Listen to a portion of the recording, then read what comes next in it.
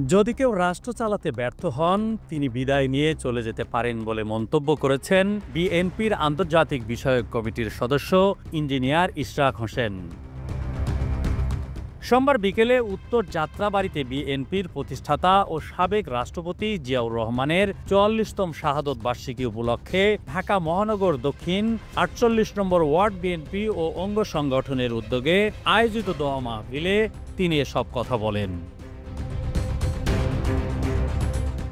Engineer Ishraq Hossain আরও বলেন, যদি কেউ রাষ্ট্র চালাতে ব্যর্থ হন, তিনি বিদায় নিয়ে চলে যেতে পারেন। বাংলাদেশের জনগণ সেখানে আরেকজনকে দায়িত্ব পালন করার জন্য দিবেন। এই অন্তর্বর্তী সরকারের এটাই দায়িত্ব, সুষ্ঠু গ্রহণযোগ্য লেভেল প্ল্যানিং নির্বাচন অনুষ্ঠান করা, নির্বাচিত সরকারের কাছে ক্ষমতা হস্তান্তর করে বিদায় না। তিনি বলেন, এই রাষ্ট্রে কেউ অপরিহার্য না, কেউ এখানে এমন না যে তাকে ছাড়া দেশ চলবে না। তাহলে তো সেই হাসিনার আমলেই চলে গেলাম, হাসিনা ছাড়া দেশ চলবে না, এমন কথা বলা হতো।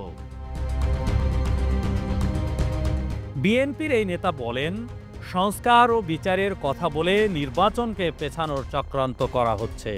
বাংলাদেশের সবচেয়ে গুরুত্বপূর্ণ সংস্কার করেছেন শহীদ রাষ্ট্রপতি জিয়াউর রহমান।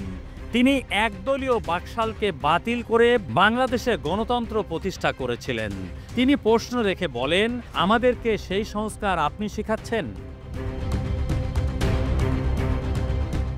তিনি আরও বলেন, তারা মানবিক করিডোরের নামে আমাদের ভূমি ভিনদেশি সৈনিকরা ব্যবহার করতে পারে কিনা সেই কুচক্র শুরু করেছিলেন। বাংলাদেশে যেমন হাসিনা ভারতের দালাল ছিল, আরেকটি দল রয়েছে, তাদেরকে পাকিস্তানের দালাল বলা হয়। আমাদের নেতা তারেক রহমান তার বাবাকে অনুসরণ করে ঘোষণা দিয়েছেন যে দিল্লি নয়, পিন্ডি নয়, নয় অন্য কোনো দেশ, সবার আগে বাংলাদেশ।